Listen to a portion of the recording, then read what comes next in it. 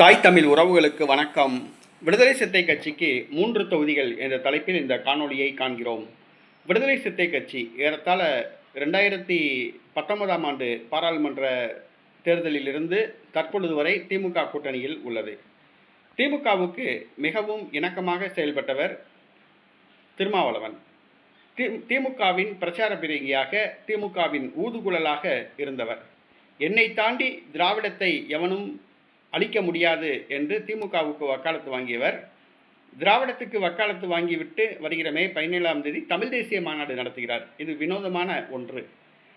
திமுகவுக்கு அந்த அளவுக்கு ஊதுகுழலாக ஆதரவாக இருந்தவர்.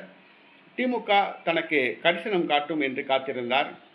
கடந்த முறை 6 தொகுதியில் போட்டியிட்டு 4 தொகுதியில் வெற்றி பெற்றார். இந்த முறை 25 தொகுதிகள் வரை கேட்டார். குறைந்தது தனக்கு 10 தொகுதிகள் தரும் என்று எதிர்பார்த்தார். ஆனால் திமுக கூட்டணியில் கடந்த முறை இருந்த கூட்டணி கட்சிகளை விட இந்த முறை கூடுதலாக ஒரு சில கட்சிகளை திமுக கூட்டணியில் இணைத்துள்ள காரணத்தினால் கடந்த முறை கட்சிகளுக்கு வழங்கப்பட்ட தொகுதிகளில் குறைத்து கொடுக்க திமுக மற்ற கட்சிகளிடம் பேச்சுவார்த்தை நடத்தி வருகிறது. அதே போன்று விடுதலை சிறுத்தை கட்சி கடந்த முறை 6 தொகுதியில் போட்டியிட்டு 4 தொகுதியில் வெற்றி பெற்றது.